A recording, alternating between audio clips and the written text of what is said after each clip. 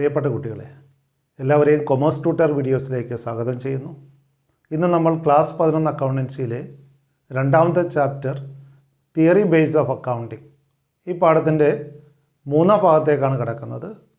പുതിയ വീഡിയോ ക്ലാസ്സിലേക്ക് എല്ലാവരെയും സ്വാഗതം ചെയ്യുന്നു. കഴിഞ്ഞ 2 എപ്പിസോഡുകളിലായി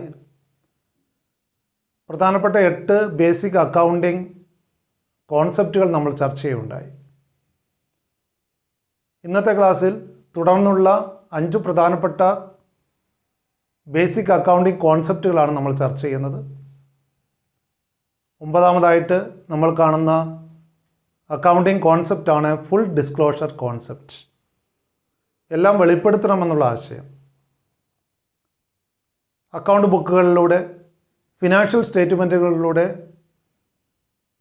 എല്ലാ പ്രധാനപ്പെട്ട കാര്യങ്ങളും വെളിപ്പെടുത്തിയിരിക്കണം എന്നുള്ളതാണ് ഫുൾ ഡിസ്ക്ലോഷർ പ്രിൻസിപ്പിളിലൂടെ അർത്ഥമാക്കുന്നത്. The accounting statements must be prepared honestly and should contain all relevant material information. അപ്പോൾ എല്ലാ അക്കൗണ്ട് ബുക്കുകളും ഫിനാൻഷ്യൽ സ്റ്റേറ്റ്മെൻറ്റുകളും വളരെ സത്യസന്ധമായിട്ട് തയ്യാറാക്കേണ്ടതുണ്ട്. It should also contain all relevant information which help the internal and external users to take business decisions. നമുക്കറിയാം, accounting information ബിസിനസ്സിനകത്തും പുറത്തുമുള്ളവർക്ക്, internal യൂസേഴ്സിനും എക്സ്റ്റേണൽ യൂസേഴ്സിനും ബിസിനസ് സംബന്ധമായ തീരുമാനങ്ങൾ എടുക്കുന്നതിന് വേണ്ടിയിട്ട് ആവശ്യമുള്ളവയാണ്. അപ്പോൾ ഇത്തരം തീരുമാനങ്ങൾ എടുക്കുന്നതിന് ആവശ്യമുള്ള എല്ലാ റെലവൻ്റ് ആയിട്ടുള്ള ഇൻഫർമേഷനും അക്കൗണ്ട് ബുക്കുകളിലൂടെ വെളിപ്പെടുത്തിയിരിക്കണം, അല്ലെങ്കിൽ ഫിനാൻഷ്യൽ സ്റ്റേറ്റ്മെൻറ്റുകളിലൂടെ വെളിപ്പെടുത്തിയിരിക്കണമെന്നാണ് ഫുൾ ഡിസ്ക്ലോഷർ കോൺസെപ്റ്റിൽ പറയുന്നത്. ഫിനാൻഷ്യൽ സ്റ്റേറ്റ്മെൻറ്റുകളിലൂടെ എല്ലാ കാര്യങ്ങളും വെളിപ്പെടുത്തിയിരിക്കണം. ആ ബിസിനസ്സിനെ സംബന്ധിക്കുന്ന, ആ ബിസിനസ്സിൻ്റെ പ്രോഫിറ്റബിലിറ്റിയും അവരുടെ ഫിനാൻഷ്യൽ പൊസിഷൻ സംബന്ധിച്ചുള്ള എല്ലാ കാര്യങ്ങളും ഫിനാൻഷ്യൽ സ്റ്റേറ്റ്മെൻറ്റുകളിലൂടെയാണ് മറ്റുള്ളവർ മനസ്സിലാക്കുന്നത്. അതുകൊണ്ട് തന്നെ ഈ financial statements, profit and loss account, balance sheet പോലെയുള്ള ഫിനാൻഷ്യൽ സ്റ്റേറ്റ്മെൻറ്റുകളിലൂടെ എല്ലാ കാര്യങ്ങളും വെളിപ്പെടുത്തിയിരിക്കണം. പ്രത്യേകിച്ചും എക്സ്റ്റേണൽ യൂസേഴ്സിന് ഫിനാൻഷ്യൽ സ്റ്റേറ്റ്മെൻറ്റുകളിലൂടെയാണ് ബിസിനസ് സംബന്ധമായ തീരുമാനങ്ങൾ എടുക്കുന്നതിനുള്ള വിവരങ്ങൾ അവർക്ക് ലഭിക്കുന്നത്. അപ്പോൾ ഇത്തരത്തിൽ എല്ലാ കാര്യങ്ങളും വെളിപ്പെടുത്തുന്നില്ല എങ്കിൽ, എന്തെങ്കിലും കാര്യങ്ങൾ മറച്ചു വെക്കുന്നുണ്ടെങ്കിൽ തീർച്ചയായിട്ടും ഫാൾസ് ഇൻഫർമേഷനെ ബേസ് ചെയ്തുകൊണ്ടുള്ള തീരുമാനമായിരിക്കും അവർ കൈക്കൊള്ളേണ്ടി വരിക. അപ്പോൾ ബിസിനസ് സംബന്ധമായിട്ടുള്ള യാഥാർത്ഥ്യങ്ങൾ അല്ലെങ്കിൽ യഥാർത്ഥ വിവരങ്ങൾ, ആ ബിസിനസ്സിൻ്റെ സാമ്പത്തിക അവസ്ഥയെക്കുറിച്ചും അവരുടെ ലാഭക്ഷമതയെക്കുറിച്ചുമുള്ള യഥാർത്ഥ കാര്യങ്ങൾ ഫിനാൻഷ്യൽ സ്റ്റേറ്റ്മെൻറ്റുകളിലൂടെ, അക്കൗണ്ട് ബുക്കുകളിലൂടെ വെളിപ്പെടുത്തിയിരിക്കണമെന്നാണ് ഫുൾ ഡിസ്ക്ലോഷർ പ്രിൻസിപ്പിൾ പറയുന്നത്. So the accounting statements must be prepared honestly. സത്യസന്ധമായിട്ട് അത് തയ്യാറാക്കേണ്ടതുണ്ട്. ഒരു കാര്യങ്ങളും മറച്ചു വെക്കാൻ പാടില്ല. And should contain all relevant material information. മറ്റുള്ളവരുടെ തീരുമാനങ്ങളെ സ്വാധീനിക്കുന്ന എല്ലാ പ്രധാനപ്പെട്ട ഗൗരവമായിട്ടുള്ള കാര്യങ്ങളും ഫിനാൻഷ്യൽ സ്റ്റേറ്റ്മെൻറ്റിലൂടെ വെളിപ്പെടുത്തിയിരിക്കണം. And their accompanying footnotes. അപ്പോൾ എല്ലാ കാര്യങ്ങളും ഫിനാൻഷ്യൽ സ്റ്റേറ്റ്മെൻറ്റുകളിലാവില്ല. അവയുടെ ഫുട് നോട്ടുകളിലൂടെ, അല്ലെ അടിക്കുറിപ്പായിട്ടോ, അല്ലെ നോട്ട്സ് ടു അക്കൗണ്ട്സ് ആയിട്ടോ എല്ലാ കാര്യങ്ങളും അവിടെ വെളിപ്പെടുത്തിയിരിക്കണം. ഉദാഹരണം പറയുകയാണെങ്കിൽ, കമ്പനികളുടെ ബാലൻസ് ഷീറ്റിൽ ഒരു ഫുട് നോട്ടായിട്ട്, ഒരു അടിക്കുറിപ്പായിട്ട് കണ്ടിൻജൻ്റ് ലയബിലിറ്റീസ് കാണിക്കണമെന്നുണ്ട്. എന്താണ് കണ്ടിൻജൻ്റ് ലയബിലിറ്റീസ്? പ്രതീക്ഷിത ബാധ്യതകളെന്ന് പറയാറുണ്ട്. നിലവിൽ അവർ ബാധ്യതയായിട്ടില്ല, എന്നാൽ വരും ഭാവിയിൽ ബാധ്യതയാവാൻ സാധ്യതയുള്ള കാര്യങ്ങളാണ് കണ്ടിൻജൻ്റ് ലയബിലിറ്റീസ് എന്ന് പറയുക. They may become liability in future. അപ്പോൾ ഫ്യൂച്ചറിൽ ലയബിലിറ്റി ആകാൻ സാധ്യതയുള്ളവയാണ് കണ്ടിൻജൻ്റ് ലയബിലിറ്റീസ് എന്ന് പറയുക. ഉദാഹരണമായിട്ട്, ജീവനക്കാരനുമായിട്ടുള്ളൊരു നഷ്ടപരിഹാര കേസിൽ 5 ലക്ഷം രൂപ ജീവനക്കാരൻ നഷ്ടപരിഹാരം കൊടുക്കേണ്ടി വരുമെന്നുള്ള സാധ്യതയുണ്ടെങ്കിൽ, അപ്പം നിലവിൽ കോടതിയിൽ കേസ് നടന്നുകൊണ്ടിരിക്കുകയാണ്. ജീവനക്കാരനുമായിട്ടുള്ള ആ നഷ്ടപരിഹാര കേസിൻ്റെ തീർപ്പ് വന്നിട്ടില്ല, അല്ലെങ്കിൽ അതിൻ്റെ വിധി വന്നിട്ടില്ല. അപ്പോൾ സമീപഭാവിയിൽ അത്തരത്തിൽ ബാധ്യതയുണ്ടാകാൻ സാധ്യതയുണ്ടെങ്കിൽ ആ കാര്യം ബാലൻസ് ഷീറ്റിൽ ഒരു ഫുട് നോട്ടായിട്ട് കാണിക്കാം. അപ്പോൾ ബാലൻസ് ഷീറ്റിൽ ഒരു അടിക്കുറിപ്പായിട്ട് ഈ ബാധ്യതയെക്കുറിച്ച് സൂചിപ്പിക്കാം. അവ നിലവിൽ ബാധ്യതയായിട്ടില്ല. അല്ല, ഇത്തരം കണ്ടിജൻ്റ് ലയബിലിറ്റീസ് ബാലൻസ് ഷീറ്റിൽ ഫുട് നോട്ടായിട്ട് കാണിക്കുന്നത് ഫുൾ ഡിസ്ക്ലോഷർ കോൺസെപ്റ്റ് ഫോളോ ചെയ്യുന്നതിൻ്റെ ഒരു ഉദാഹരണമാണ്. അപ്പോൾ ഇത്തരത്തിൽ ബിസിനസ്സിന് പുറത്തുള്ളവരെ സംബന്ധിച്ച്, പ്രത്യേകിച്ചും എക്സ്റ്റേണൽ യൂസേഴ്സിനെ സംബന്ധിച്ച് തീരുമാനങ്ങൾ എടുക്കുന്നതിനുള്ള വിവരങ്ങൾ പ്രധാനമായിട്ട് ലഭിക്കുന്ന ഫിനാൻഷ്യൽ സ്റ്റേറ്റ്മെൻറ്റിൽ നിന്നാണ്. Profit and loss account, balance sheet പോലെയുള്ള അവിടെ ആ ബിസിനസ് സ്ഥാപനം പബ്ലിഷ് ചെയ്യുന്ന ഇത്തരം ഫിനാൻഷ്യൽ സ്റ്റേറ്റ്മെൻറ്റുകളിൽ നിന്നാണ് ആ ബിസിനസ്സിൻ്റെ കാര്യങ്ങൾ പുറമേ ഉള്ളവർക്ക് മനസ്സിലാക്കാൻ കഴിയുക. അപ്പോൾ ആ ഫിനാൻഷ്യൽ സ്റ്റേറ്റ്മെൻറ്റുകളിൽ എല്ലാ കാര്യങ്ങളും വെളിപ്പെടുത്തുന്നില്ല എങ്കിൽ തീർച്ചയായിട്ടും ബിസിനസ്സിനെക്കുറിച്ചുള്ള യഥാർത്ഥ ചിത്രം പുറമേ ഉള്ളവർക്ക് ലഭിക്കില്ല. ബിസിനസ് സംബന്ധമായ തീരുമാനങ്ങൾ എടുക്കുന്നതിന് അപ്പോൾ ആ ഫിനാൻഷ്യൽ സ്റ്റേറ്റ്മെൻറ്റിലുള്ള കാര്യങ്ങൾ അവർക്ക് സഹായിച്ചു എന്ന് വരില്ല. അപ്പോൾ അതുകൊണ്ട് ഫിനാൻഷ്യൽ സ്റ്റേറ്റ്മെൻറ്റുകൾ തയ്യാറാക്കുന്ന വളരെ സത്യസന്ധമായിട്ടും എല്ലാ കാര്യങ്ങളും ഉൾപ്പെടുത്തിയുമായിട്ടാണ് ആയിരിക്കണം. അപ്പോൾ ഫിനാൻഷ്യൽ സ്റ്റേറ്റ്മെൻറ്റുകളിലൂടെ അല്ലെങ്കിൽ അക്കൗണ്ട് ബുക്കുകളിൽ എല്ലാ കാര്യങ്ങളും വെളിപ്പെടുത്തിയിരിക്കണം എന്നുള്ളതാണ് ഫുൾ ഡിസ്ക്ലോഷർ കോൺസെപ്റ്റ് പ്രതിപാദിക്കുന്നത്. അടുത്തായിട്ട് നമ്മൾ ചർച്ച ചെയ്യുന്നത്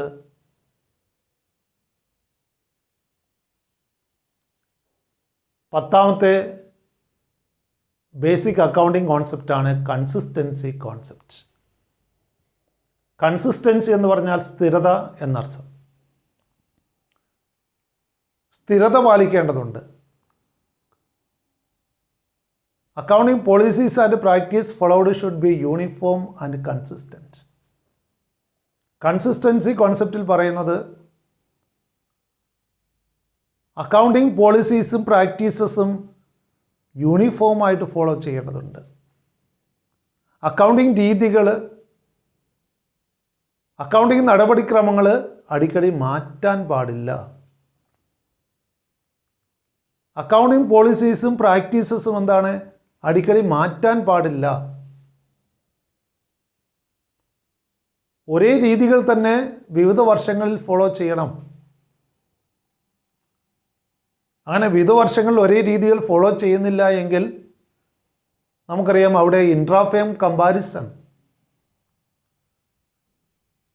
സാധ്യമല്ലാതാകെ വരും. അപ്പോൾ വിവിധ വർഷങ്ങളിൽ വിവിധ രീതികളാണ് ഫോളോ ചെയ്യുന്നതെങ്കിൽ ഒരേ രീതികൾ അവലംബിക്കാതെ വരുന്നുവെങ്കിൽ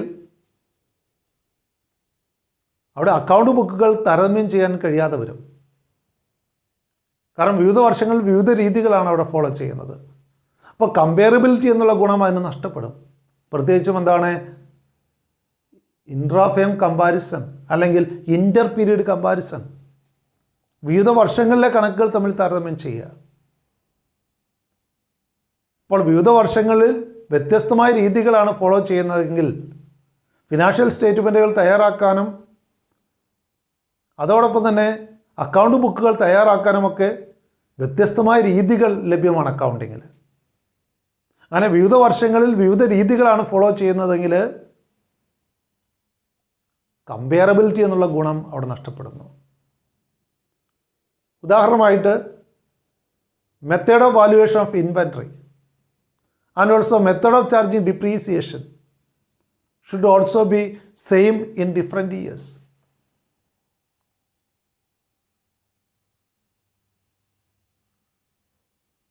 ചിത്രത്തിൽ കാണുന്നത് പോലെ ഇൻവെൻ്ററി വാല്യുവേഷൻ അല്ലെങ്കിൽ സ്റ്റോക്ക് വാല്യുവേഷന് വ്യത്യസ്തമായ രീതികൾ ലഭ്യമാണ്. അതിലൊരു മെത്തേഡാണ് പിഫോ എന്ന് പറയുന്നത്, ഫസ്റ്റ് ഇൻ ഫസ്റ്റ് ഔട്ട്. പിഫോ മെത്തേഡിൽ സ്റ്റോക്കിനെ വാല്യൂ ചെയ്യുമ്പോൾ ആദ്യം വാങ്ങിയത് ആദ്യം വിറ്റഴിച്ചു, ഇപ്പോൾ നിലവിലുള്ള സ്റ്റോക്ക് എന്ന് പറയുന്നത് ഏറ്റവും അവസാനം വാങ്ങിയതാണ് എന്നുള്ള സങ്കല്പത്തിലാണ് സ്റ്റോക്കിനെ വാല്യൂ ചെയ്യുന്നത്. അതുപോലെ ലാസ്റ്റ് ഇൻ ഫസ്റ്റ് ഔട്ട് അല്ലെ ആവറേജ് സ്റ്റോക്ക്, അങ്ങനെ അനവധി മെത്തേഡുകൾ സ്റ്റോക്ക് വാല്യുവേഷന് ഉപയോഗിക്കാറുണ്ട്. അപ്പോൾ സ്റ്റോക്ക് വാല്യുവേഷന് വേണ്ടി ഫോർ എക്സാമ്പിൾ പിഫോ മെത്തേഡ് ഫോളോ ചെയ്യുന്നുണ്ടെങ്കിൽ തുടർന്നുള്ള വർഷങ്ങളിലും പിഫോ മെത്തേഡ് തന്നെ ഫോളോ ചെയ്യേണ്ടതുണ്ട്. അടുത്ത വർഷം അത് ലിഫോ മെത്തേഡിലേക്കോ അല്ലെ ആവറേജ് സ്റ്റോക്ക് മെത്തേഡിലോട്ടോ മാറ്റുന്നത് അഭികാമ്യമല്ല എന്നാണ് കൺസിസ്റ്റൻസി കോൺസെപ്റ്റിൽ പറയുന്നത്. ഒരേ അക്കൗണ്ടിങ് രീതികൾ, ഒരേ അക്കൗണ്ടിങ് പ്രാക്ടീസുകൾ അല്ലെങ്കിൽ പോളിസികൾ വിവിധ വർഷങ്ങളിൽ ഫോളോ ചെയ്യേണ്ടതുണ്ട്. വർഷം തോറും അക്കൗണ്ടിങ് രീതികൾ മാറ്റാൻ പാടില്ല. അതുപോലെ ഡിപ്രീസിയേഷൻ ചാർജ് ചെയ്യുന്നതിന് വേണ്ടിയിട്ട് വിവിധ മെത്തേഡുകൾ ലഭ്യമാണ്. തുടർന്നുള്ള അധ്യായങ്ങളിൽ നമുക്ക് ഡിപ്രീസിയേഷൻ ചാർജ് ചെയ്യാനുള്ള വിവിധ മെത്തേഡുകളെക്കുറിച്ച് പഠിക്കാനുണ്ട്. അതിൽ പ്രധാനപ്പെട്ടവയാണ് സ്ട്രെയിറ്റ് ലൈൻ മെത്തേഡും ഡിമിനിഷിംഗ് ബാലൻസ് മെത്തേഡും. എല്ലാ വർഷവും ഒരേ തുക ഡിപ്രീസിയേഷനായിട്ട് ചാർജ് ചെയ്യുക.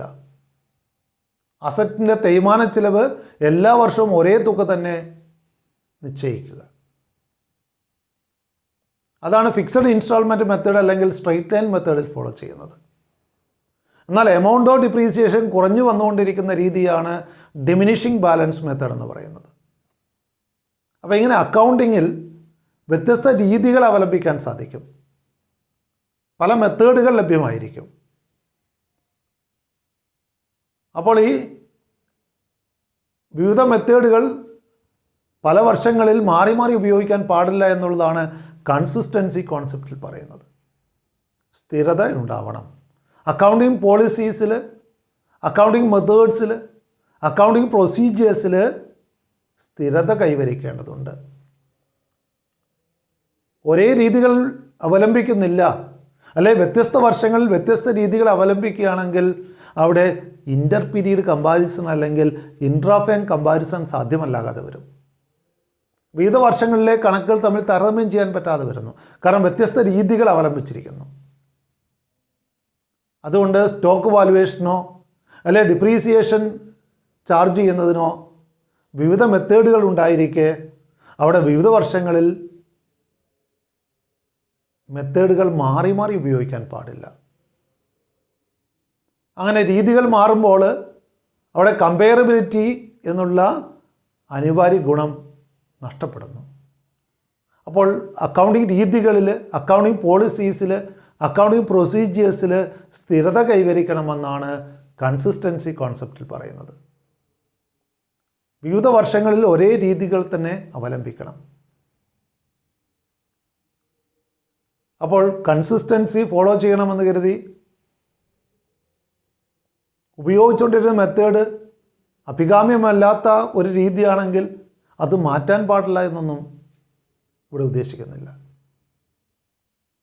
താരതമ്യേന ദീർഘകാലത്തേക്ക് ഒരേ രീതി തന്നെ അവലംബിക്കുന്നത് നല്ലതാണ്. ഏതെങ്കിലും ഒരു മെത്തേഡ് തീരെ അഭികാമ്യമല്ലെങ്കിൽ ആ രീതികൾ അല്ലെങ്കിൽ ആ പോളിസികൾ ഒഴിവാക്കുന്നതിന് കൺസിസ്റ്റൻസി കോൺസെപ്റ്റ് എതിരല്ല. എന്നാൽ അടിക്കടി ഒരു കാരണവുമില്ലാതെ അക്കൗണ്ടിങ് രീതികൾ, accounting policies, accounting methods, accounting procedures മാറ്റാൻ പാടില്ല എന്നാണ്, അല്ലെങ്കിൽ സ്ഥിരത കൈവരിക്കണമെന്നാണ് കൺസിസ്റ്റൻസി കോൺസെപ്റ്റിൽ പ്രതിപാദിക്കുന്നത്. ദെൻ അടുത്തായിട്ട് നമ്മൾ ചർച്ച ചെയ്യുന്ന 11ാമത്തെ അക്കൗണ്ടിങ് കോൺസെപ്റ്റാണ് കൺസർവേറ്റിസം കോൺസെപ്റ്റ് അല്ലെങ്കിൽ പ്രൂഡൻസ് കോൺസെപ്റ്റ്. കൺസർവേറ്റിസം അല്ലെങ്കിൽ പ്രൂഡൻസ് കോൺസെപ്റ്റ്, പ്ലേയിങ് സേഫ് എന്നുള്ള ആ ഒരു പോളിസിയിൽ നിന്നാണ് കൺസർവേറ്റിസം വരുന്നത്. കരുതലോടെ നീങ്ങുക, പ്ലേയിങ് സേഫ്.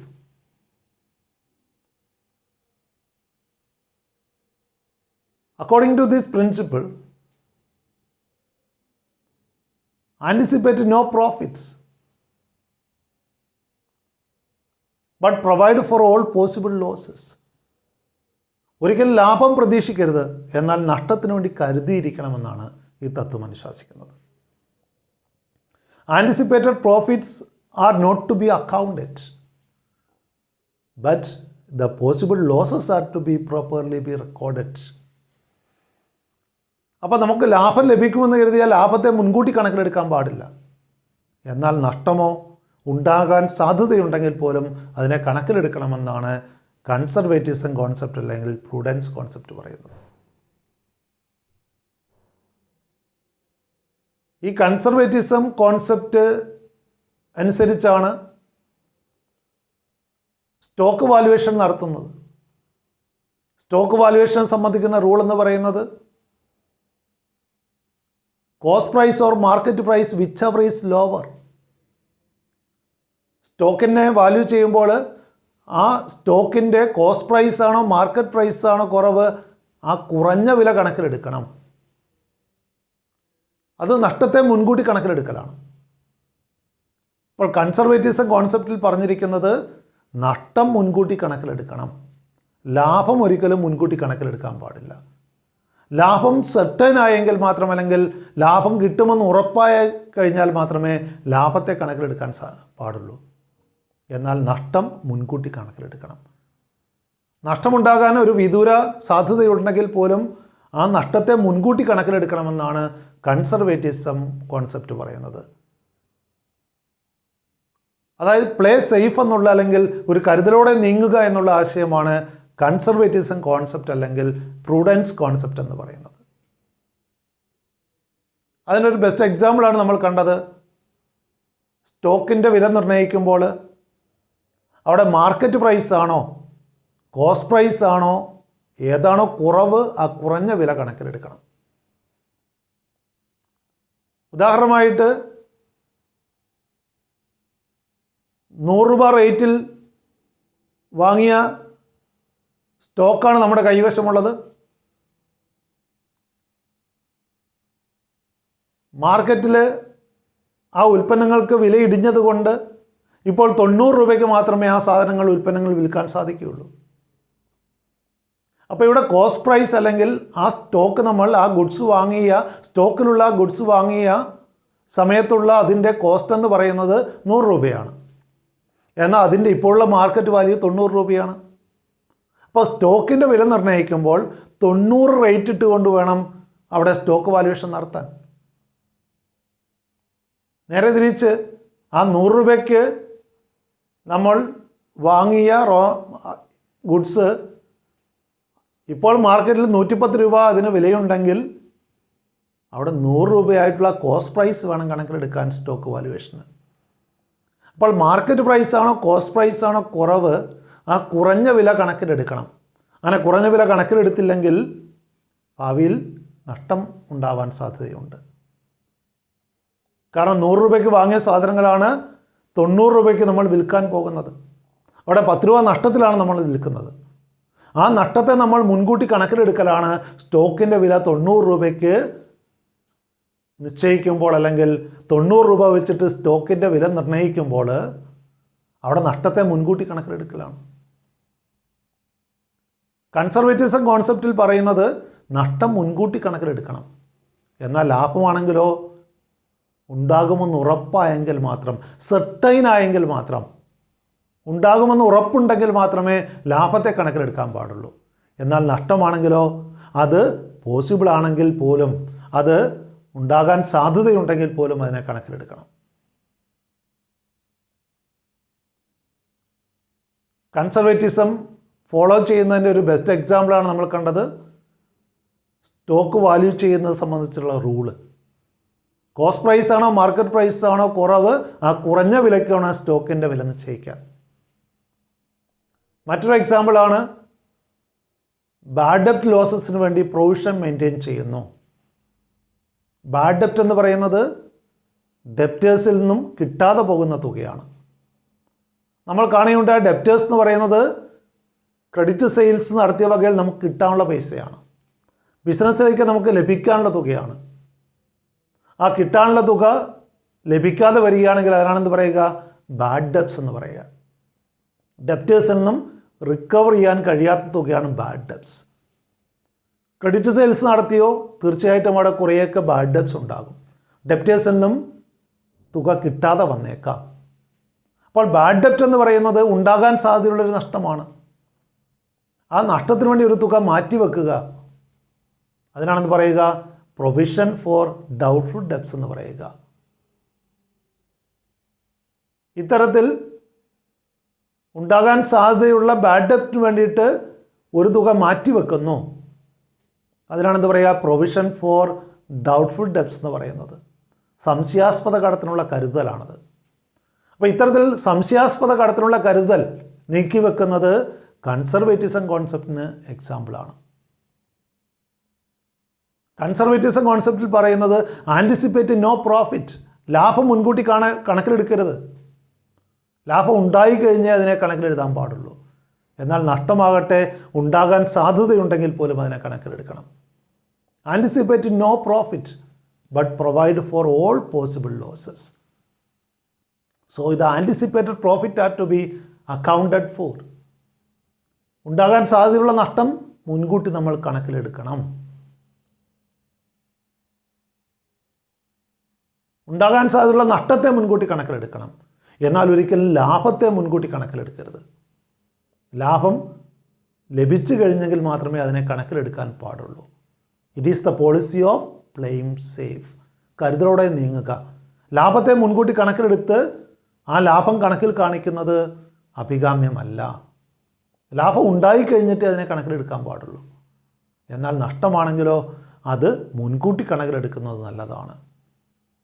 ഇത്തരത്തിൽ സ്റ്റോക്ക് വാല്യുവേഷൻ നടത്തുന്നത് കോസ്റ്റ് പ്രൈസാണോ മാർക്കറ്റ് പ്രൈസാണോ കുറവ്, ആ കുറഞ്ഞ വില സ്റ്റോക്ക് വാല്യുവേഷൻ കണക്കിലെടുക്കുന്നത്, അല്ലെങ്കിൽ സംശയാസ്പദ കടത്തിനുള്ള കരുതൽ provision for doubtful debts maintain ചെയ്യുന്നതൊക്കെ conservatism കോൺസെപ്റ്റിന് best എക്സാമ്പിൾസാണ്.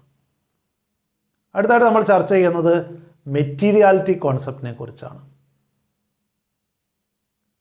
According to this concept, insignificant and immaterial fact need not be disclosed in details. അപ്പോൾ അപ്രധാനമായിട്ടുള്ള കാര്യങ്ങൾ കണക്കുകളിൽ വിശദമായിട്ട് പ്രതിപാദിക്കേണ്ട ആവശ്യമില്ല എന്നാണ് മെറ്റീരിയാലിറ്റി കോൺസെപ്റ്റ് പറയുന്നത്. So we know this concept is contradictory to the full disclosure concept. Or actually it is a modification of the full disclosure principle. എല്ലാ ഗൗരവമായിട്ടുള്ള കാര്യങ്ങളും വെളിപ്പെടുത്തണമെന്നാണ് full disclosure principle പറയുന്നത്. അവിടെ എല്ലാ മെറ്റീരിയൽ ഫാക്റ്റുകളും വെളിപ്പെടുത്താനാണ് ഫുൾ ഡിസ്ക്ലോഷർ കോൺസെപ്റ്റ് അനുശാസിക്കുന്നത്. എന്നാൽ മെറ്റീരിയാലിറ്റി കോൺസെപ്റ്റിൽ പറയുന്നത് the account books need not be overloaded with unnecessary facts or details. അനാവശ്യ കാര്യങ്ങൾ, അപ്രധാനമായിട്ടുള്ള കാര്യങ്ങൾ, അൺനെസസറി ആയിട്ടുള്ള അൺഇമ്പോർട്ടൻ്റ് ആയിട്ടുള്ള മാറ്റേഴ്സ് കണക്ക് ബുക്കുകളിൽ കാണിക്കേണ്ടതില്ല. അപ്പോൾ അവിടെ മെറ്റീരിയൽ ഫാക്റ്റ് മാത്രം കണക്കിൽ ഉൾപ്പെടുത്തിയാൽ മതി. എന്താണ് മെറ്റീരിയൽ ഫാക്റ്റ്? ഗൗരവമുള്ള കാര്യമെന്ന് പറഞ്ഞാൽ ഇവിടെ എന്താണ് ഉദ്ദേശിക്കുന്നത്? നമുക്കറിയാം, ഓരോരുത്തരെ സംബന്ധിച്ചും ഗൗരവം വ്യത്യസ്തമാണ്. ഒരാൾക്ക് ഗൗരവമായിട്ടുള്ള കാര്യങ്ങൾ മറ്റൊരാൾക്ക് ഗൗരവമായിരിക്കണമെന്നില്ല. ക്രെഡിറ്റേഴ്സിന് ഇമ്പോർട്ടൻ്റ് ആയിട്ടുള്ള കാര്യമായിരിക്കണമെന്നില്ല അവിടെ ബാങ്കുകൾക്കോ അല്ലെങ്കിൽ ഗവൺമെൻറ്റിനോ താല്പര്യമുള്ള കാര്യം. അപ്പോൾ പിന്നെ എന്താണ് material fact? Material facts are those facts which affect the decision of someone. ഒരാളുടെ തീരുമാനത്തെ സ്വാധീനിക്കുന്ന കാര്യങ്ങളെയാണ് മെറ്റീരിയൽ ഫാക്റ്റ് എന്ന് പറയുക. അപ്പോൾ മറ്റുള്ളവർക്ക് പ്രയോജനപ്രദമായിട്ടുള്ള കാര്യങ്ങൾ മാത്രമേ കണക്കിൽ വിശദമായിട്ട് പ്രതിപാദിച്ചാൽ മതി. It should not be overloaded with unnecessary facts. ഉദാഹരണം പറയുകയാണെങ്കിൽ നമുക്കറിയാം, ബിസിനസ്സിലേക്ക് ഒരുപാട് സ്റ്റേഷനറി സാധനങ്ങൾ വാങ്ങാറുണ്ട്. പെന്ന്, പെൻസിൽ, പേപ്പർ, സ്കെയില്, ഇങ്ങനെ അനവധി സ്റ്റേഷനറി സാധനങ്ങൾ വാങ്ങാറുണ്ട്. എന്നാൽ ഇതിനെ അസറ്റായിട്ട് കണക്കിലെഴുതാൻ പാടില്ല. ബിസിനസ്സിൽ ഉപയോഗിക്കാൻ വാങ്ങുന്ന വസ്തുക്കളെ സാധാരണ നമ്മൾ അസറ്റ് എന്നാണ് പ്രതിപാദിക്കാറ്. എന്നാൽ ഈ സ്റ്റേഷനറി സാധനങ്ങളായിട്ടുള്ള പെന്ന്, പെൻസിൽ, പേപ്പർ പോലെയുള്ളവ അസറ്റായിട്ട് കണക്കിലെഴുതേണ്ട ആവശ്യമില്ല. അതിനെ ഒരു ചിലവായിട്ട് കണക്കിലെഴുതിയാൽ മതി. അസറ്റായിട്ട് കണക്കിലെഴുതുന്നതുകൊണ്ട് യാതൊരു പ്രയോജനവുമില്ല ഇത്തരം സ്റ്റേഷനറി ഐറ്റംസ്. കാരണം അത് ബിസിനസ്സിൽ കൺസ്യൂം ചെയ്ത് തീർന്നു പോവുകയാണ്. അതുകൊണ്ട് തന്നെ സ്റ്റേഷനറി സാധനങ്ങൾ വാങ്ങുന്നത് അസറ്റായിട്ട് കണക്കിലെഴുതേണ്ട ആവശ്യമില്ല. അതിനൊരു എക്സ്പെൻസായിട്ട് ബിസിനസ്സിൻ്റെ ഒരു ചിലവായിട്ട് കണക്കിലെഴുതിയാൽ മതി. കാരണം അത്രയും പ്രാധാന്യമേ അതിനുള്ളൂ. വളരെ ചെറിയ തുകയുടെ ഇത്തരം ചിലവുകളെ അസറ്റായിട്ട് കണക്കിലെഴുതുന്നത് പ്രായോഗികമായിട്ട് ഗുണകരമല്ല, അല്ലെങ്കിൽ പ്രയോജനരഹിതമാണ്.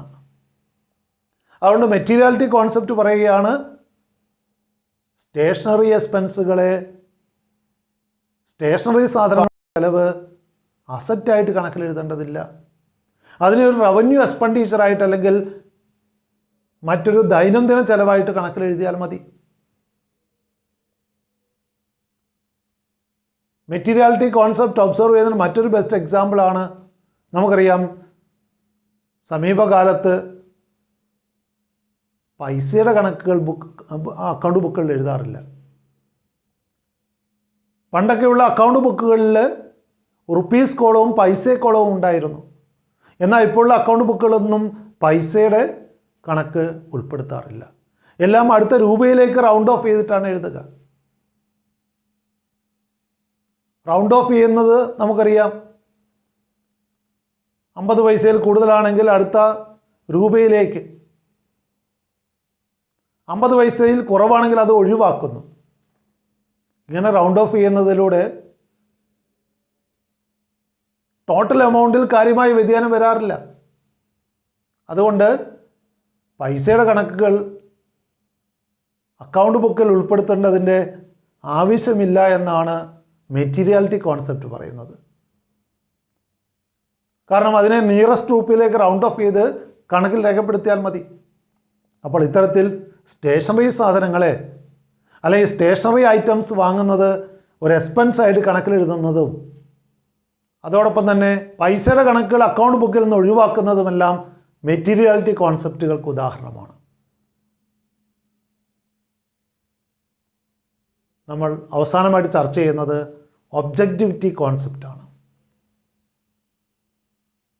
അക്കൗണ്ട് ബുക്കുകളിൽ രേഖപ്പെടുത്തുന്ന എല്ലാ കാര്യങ്ങൾക്കും വ്യക്തമായി തെളിവുണ്ടാവണം. ഒബ്ജക്റ്റീവ് എവിഡൻസ് ഉള്ള കാര്യങ്ങളെ അക്കൗണ്ട് ബുക്കിൽ രേഖപ്പെടുത്താൻ പാടുള്ളൂ എന്നാണ് ഈ കോൺസെപ്റ്റ് അനുശാസിക്കുന്നത്. So the figures or the amounts shown in the financial statement should have a supported evidence. വ്യക്തമായി തെളിവുള്ള കാര്യങ്ങൾ മാത്രമേ കണക്കിൽ രേഖപ്പെടുത്താൻ പാടുള്ളൂ. ഒരു ഇടപാട് നടന്നതിൻ്റെ തെളിവായുള്ള രേഖയ്ക്കാണ് നമുക്കറിയാം വൗച്ചറുകൾ എന്ന് പറയുക. അപ്പോൾ സാധനങ്ങൾ വാങ്ങിയതിന് നമ്മൾ ക്യാഷ് കൊടുത്തിട്ടാണ് സാധനങ്ങൾ വാങ്ങിയെങ്കിൽ അവിടെ അതിൻ്റെ ബില്ല് ആ സാധനങ്ങൾ വാങ്ങിയതിൻ്റെ തെളിവാണ്. അല്ലെങ്കിൽ ക്രെഡിറ്റിലാണ് വാങ്ങിയതെങ്കിൽ അവിടെ ആ ഇൻവോയ്സ് എന്ന് പറയുന്നത് ആ ഇടപാട് നടന്നതിൻ്റെ രേഖയാണ്. അപ്പോൾ ഇത്തരത്തിൽ ഏത് ഇടപാട് നടന്നാലും അതിനൊരു ഡോക്യുമെൻ്ററി എവിഡൻസ് ഉണ്ടാവും, അതിനെ സപ്പോർട്ട് ചെയ്യുന്ന ഒരു രേഖയുണ്ടാവും. അതിനാണ് നമ്മൾ വൗച്ചർ എന്ന് സൂചിപ്പിച്ചത്, അല്ലെങ്കിൽ സോഴ്സ് ഡോക്യുമെൻ്റ് എന്ന് വിശേഷിപ്പിച്ചത്. അപ്പോൾ ഏത് ട്രാൻസാക്ഷൻ ആണെങ്കിലും അതിൻ്റെ സോഴ്സ് ഡോക്യുമെൻ്റ് വളരെ പ്രധാനപ്പെട്ടതാണ്. ആ സോഴ്സ് ഡോക്യുമെൻ്റ് ഉപയോഗിച്ച് വേണം ഇടപാടുകൾ കണക്ക് ബുക്കിൽ രേഖപ്പെടുത്താൻ. അപ്പോൾ വ്യക്തമായി തെളിവുള്ള കാര്യങ്ങൾ മാത്രമേ കണക്കിൽ രേഖപ്പെടുത്താൻ പാടുള്ളൂ. സപ്പോർട്ടിംഗ് വൗച്ചറുകൾ അല്ലെങ്കിൽ ബില്ലുകളുള്ള ട്രാൻസാക്ഷൻ മാത്രമേ റെക്കോർഡ് ചെയ്യാൻ പാടുള്ളൂ. അല്ലെങ്കിൽ പലപ്പോഴും തെറ്റായ കണക്കുകൾ അക്കൗണ്ട് ബുക്സിൽ ഉൾപ്പെടുത്തുന്ന സാഹചര്യമുണ്ടാവും. അപ്പോൾ ഒബ്ജക്റ്റീവ് എവിഡൻസ് ഉള്ള അല്ലെ വ്യക്തമായുള്ള തെളിവുള്ള കാര്യങ്ങൾ മാത്രമേ അക്കൗണ്ട് ബുക്കുകൾ രേഖപ്പെടുത്താൻ പാടുള്ളൂ. ഒരു ഗസ് വർക്കിൻ്റെയോ അല്ലെങ്കിൽ ബയാസ്ഡ് ആയിട്ടോ അക്കൗണ്ട് ബുക്കിൽ കാര്യങ്ങൾ എഴുതാൻ പാടില്ല. So the figures shown in the financial statement should have a supportive evidence. ആ വ്യക്തമായ തെളിവുള്ള കാര്യങ്ങളെ കണക്കിൽ രേഖപ്പെടുത്താൻ പാടുള്ളൂ. എങ്കിൽ മാത്രമേ അവിടെ അക്കൗണ്ടുകൾ റിലയബിളായിട്ട് മാറുകയുള്ളൂ. മറ്റുള്ളവർ ആര് പരിശോധിച്ചാലും ശരിയെന്ന് പറയത്തക്ക രീതിയിൽ ഒബ്ജക്റ്റിവിറ്റി അക്കൗണ്ടുകൾക്കുണ്ടാവണം. ആര് പരിശോധിച്ചാലും ശരിയാണെന്ന് വ്യക്തമായ രേഖ വെച്ചുകൊണ്ട് പറയാൻ കഴിയുന്ന ഇടപാടുകൾ മാത്രമേ കണക്കിൽ രേഖപ്പെടുത്താൻ പാടുള്ളൂ എന്നാണ് ഒബ്ജക്റ്റിവിറ്റി കോൺസെപ്റ്റ് വ്യക്തമാക്കുന്നത്. സപ്പോർട്ടിംഗ് ഡോക്യുമെൻ്റ് ഇല്ലാത്ത ഒരു ട്രാൻസാക്ഷൻ കണക്ക് ബുക്കിൽ അപ്പോൾ എഴുതാൻ പാടില്ല. ഇത്തരം വ്യക്തമായ തെളിവുകൾ ഉള്ള കാര്യങ്ങൾ മാത്രം രേഖപ്പെടുത്തി കഴിഞ്ഞാൽ തീർച്ചയായിട്ടും അക്കൗണ്ടുകൾ കൂടുതൽ റിലയബിളായിട്ട് മാറും. കാരണം ആർക്കും കണക്കുകൾ പരിശോധിക്കാൻ, രേഖ വെച്ചുകൊണ്ട് കണക്കുകൾ ശരിയാണോ എന്ന് പരിശോധിക്കാൻ കഴിയും. അത്തരത്തിൽ ഒബ്ജക്റ്റീവ് എവിഡൻസ് ഉള്ള കാര്യങ്ങൾ മാത്രമേ അക്കൗണ്ട് ബുക്കുകൾ രേഖപ്പെടുത്താൻ പാടുള്ളൂ എന്നാണ് ഒബ്ജക്റ്റിവിറ്റി കോൺസെപ്റ്റ് പറയുന്നത്. നമ്മൾ കഴിഞ്ഞ 3 എപ്പിസോഡുകളായിട്ട് അക്കൗണ്ടിങ്ങിലെ പ്രധാനപ്പെട്ട ബേസിക് അക്കൗണ്ടിങ് കോൺസെപ്റ്റുകളെക്കുറിച്ചാണ് ചർച്ച ചെയ്തത്. ഏതൊക്കെയാണ് അവയൊന്നുകൂടി നമുക്ക് നോക്കാം, ഒന്നുകൂടെ റിവൈസ് ചെയ്ത് നോക്കാം. ഏതൊക്കെ തത്വങ്ങളാണ്, ഏതൊക്കെ കോൺസെപ്റ്റുകളാണ് നമ്മൾ ചർച്ച ചെയ്തത്. 13 പ്രധാനപ്പെട്ട അക്കൗണ്ടിങ് കോൺസെപ്റ്റുകൾ നമ്മളിവിടെ ചർച്ച ചെയ്യുകയുണ്ടായി. ഒന്നാമതായിട്ട് നമ്മൾ കണ്ടത് ബിസിനസ് എൻറ്റിറ്റി കോൺസെപ്റ്റാണ്. ഉടമസ്ഥനെ മാറ്റി നിർത്തിക്കൊണ്ട് ബിസിനസ്സിന് തനതായ നിലനിൽപ്പുണ്ട് എന്ന് നമ്മൾ കണ്ടു. രണ്ടാമതായിട്ട് മണി മെഷർമെൻറ്റ് കോൺസെപ്റ്റ് നമ്മൾ കാണുകയുണ്ടായി.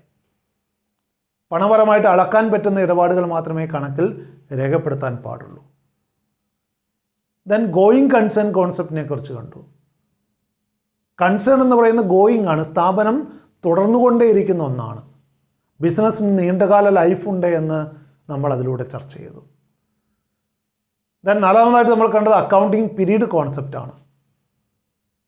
പീരിയോഡിക്കലായിട്ട് ബിസിനസ്സിൻ്റെ സാമ്പത്തിക സ്ഥിതിയും ലാഭക്ഷമതയും നിർണ്ണയിക്കണം എന്നാണ് അക്കൗണ്ടിങ് പീരീഡ് കോൺസെപ്റ്റിൽ പറയുന്നത്. അഞ്ചാമതായിട്ട് നമ്മൾ ഹിസ്റ്റോറിക്കൽ കോസ്റ്റ് കോൺസെപ്റ്റ് കാണുകയുണ്ടായി. ഓൾറെഡി ഇൻക്വയറി ചെയ്തിട്ടുള്ള, അല്ലെങ്കിൽ നമുക്ക് ചിലവായ തുക മാത്രമേ കണക്കിൽ രേഖപ്പെടുത്താൻ പാടുള്ളൂ. അസറ്റുകൾ അതിൻ്റെ കോസ്റ്റ് പ്രൈസിൽ വേണം രേഖപ്പെടുത്താൻ. അതോടൊപ്പം തന്നെ അക്കൗണ്ടിങ്ങിലെ ഏറ്റവും പ്രധാനപ്പെട്ട കോൺസെപ്റ്റ്, പ്രിൻസിപ്പിളായിട്ടുള്ള ഡ്യുവൽ ആസ്പെക്റ്റ് കോൺസെപ്റ്റ് നമ്മൾ കാണുകയുണ്ടായി. Duality concept. ഓരോ ഇടപാടിനും റിസീവിങ് ആസ്പെക്റ്റും ഗിവിങ് ആസ്പെക്റ്റും ഉണ്ടെന്നും, അല്ലെ ഡെബിറ്റ് ആസ്പെക്റ്റും ക്രെഡിറ്റ് ആസ്പെക്റ്റും ഉണ്ടെന്നും, അവയെ രണ്ടിനെയും കണക്കിലെടുക്കണമെന്നുമാണ് ഡ്യുവൽ ആസ്പെക്റ്റ് കോൺസെപ്റ്റ് പറയുന്നത്. ദെൻ റവന്യൂവിനെ എപ്പോൾ കണക്കിലെടുക്കണം എന്നുള്ള തത്വമായിട്ട് റവന്യൂ റെക്കഗ്നീഷൻ കോൺസെപ്റ്റ് അല്ലെങ്കിൽ റവന്യൂ റിയലൈസേഷൻ കോൺസെപ്റ്റ് നമ്മൾ കാണുകയുണ്ടായി. ദെൻ എക്സ്പെൻസിനെ കണക്കിലെടുക്കുന്നതുമായിട്ട് ബന്ധപ്പെട്ട് മാച്ചിങ് കോൺസെപ്റ്റ് നമ്മൾ കാണുകയുണ്ടായി. അവിടെ എക്സ്പെൻസ് നമ്മൾ ഇൻക്വയറി ചെയ്യുന്നത് റവന്യൂ ഉണ്ടാക്കാൻ വേണ്ടിയിട്ടാണ്. അപ്പോൾ റവന്യൂവിനെ കണക്കിലെടുക്കുന്ന കാലയളവിൽ ആ റവന്യൂ ഏൺ ചെയ്യാൻ വേണ്ടിയിട്ട് ഇൻവോൾവ്ഡ് ആയിട്ടുള്ള എക്സ്പെൻസിനെയും കണക്കിലെടുക്കണം. അതായത് എക്സ്പെൻസിനെ കൺസേൺ റവന്യൂവുമായിട്ട് മാച്ച് ചെയ്തിട്ട് വേണം റെക്കോർഡ് ചെയ്യാൻ. അതോടൊപ്പം തന്നെ ഇന്നത്തെ ക്ലാസ്സിൽ നമ്മൾ ഫുൾ ഡിസ്ക്ലോഷർ കോൺസെപ്റ്റിനെ കുറിച്ച് കാണുകയുണ്ടായി. ഗൗരവമായിട്ടുള്ള എല്ലാ കാര്യങ്ങളും കണക്കുകളിൽ രേഖപ്പെടുത്തണം. അതോടൊപ്പം തന്നെ കൺസിസ്റ്റൻസി കോൺസെപ്റ്റ് കണ്ടു. സ്ഥിരതയുണ്ടാവണം അക്കൗണ്ടിങ് രീതികളിൽ, അക്കൗണ്ടിങ് നയങ്ങളിൽ, അക്കൗണ്ടിങ് നടപടിക്രമങ്ങളിൽ സ്ഥിരതയുണ്ടാവണം. ദെൻ കൺസർവേറ്റിസം കോൺസെപ്റ്റ് അല്ലെങ്കിൽ പ്രൂഡൻസ് കോൺസെപ്റ്റ്, കരുതലോടെ നീങ്ങുക, പ്ലേ സേഫ് എന്നുള്ള ആശയം നമ്മൾ കണ്ടു. നഷ്ടത്തെ മുൻകൂട്ടി കണക്കിലെടുക്കണം, ലാഭം മുൻകൂട്ടി കണക്കിലെടുക്കരുത് എന്നുള്ള കോൺസെപ്റ്റാണത്. ദെൻ മെറ്റീരിയാലിറ്റി കോൺസെപ്റ്റ് നമ്മൾ കാണുകയുണ്ടായി. ഫുൾ ഡിസ്ക്ലോഷർ കോൺസെപ്റ്റിനെ മോഡിഫൈ ചെയ്തുകൊണ്ടാണ് മെറ്റീരിയാലിറ്റി കോൺസെപ്റ്റ് ഉണ്ടാക്കിയിരിക്കുന്നത്. മെറ്റീരിയൽ ആയിട്ടുള്ള കാര്യങ്ങൾ മാത്രം, അല്ലെങ്കിൽ ഗൗരവമായിട്ടുള്ള കാര്യങ്ങൾ മാത്രം വെളിപ്പെടുത്തിയാൽ മതി. വളരെ നെഗ്ലിജിബിൾ എമൗണ്ടിൻ്റെ അപ്രസക്തമായിട്ടുള്ള കാര്യങ്ങളൊന്നും കണക്കിൽ രേഖപ്പെടുത്തേണ്ടതില്ല എന്നുള്ളതാണ്. ദെൻ അവസാനമായിട്ട് ഒബ്ജക്റ്റിവിറ്റി കോൺസെപ്റ്റ് നമ്മൾ കാണുകയുണ്ടായി. ഒബ്ജക്റ്റീവ് എവിഡൻസ് ഉള്ള, വ്യക്തമായ തെളിവുള്ള അല്ലെങ്കിൽ സോഴ്സ് ഡോക്യുമെൻ്റിലെ വൗച്ചറുകളുള്ള ഇടപാടുകൾ മാത്രമേ രേഖപ്പെടുത്താൻ പാടുള്ളൂ. ഒബ്ജക്റ്റിവിറ്റി ഉണ്ടാവണം. ആര് പരിശോധിച്ചാലും ശരിയെന്ന് പറയുന്ന ഒരു അവസ്ഥയുണ്ടാവണം. ഒബ്ജക്റ്റിവിറ്റി കോൺസെപ്റ്റിനെ കുറിച്ച് അവസാനമായിട്ട് നമ്മൾ കണ്ടു. ഇങ്ങനെ 13 പ്രധാനപ്പെട്ട ബേസിക് അക്കൗണ്ടിങ് കോൺസെപ്റ്റുകളാണ് നമ്മൾ ചർച്ച ചെയ്യുന്നത്. ഓരോന്നിനെക്കുറിച്ചും വ്യക്തമായിട്ട് മനസ്സിലാക്കുക. തുടർന്ന് ഫിനാൻഷ്യൽ സ്റ്റേറ്റ്മെൻറ്റുകളൊക്കെ തയ്യാറാക്കുമ്പോൾ ഈ കോൺസെപ്റ്റുകളൊക്കെ നമ്മുടെ മനസ്സിലുണ്ടാവേണ്ടതുണ്ട്. അപ്പോൾ അക്കൗണ്ടിങ്ങിൻ്റെ ഏറ്റവും അടിസ്ഥാനപരമായിട്ടുള്ള 13 ആശയങ്ങളെക്കുറിച്ചാണ് അല്ലെങ്കിൽ തത്വങ്ങളെക്കുറിച്ചാണ് നമ്മളിവിടെ ചർച്ച ചെയ്തത്.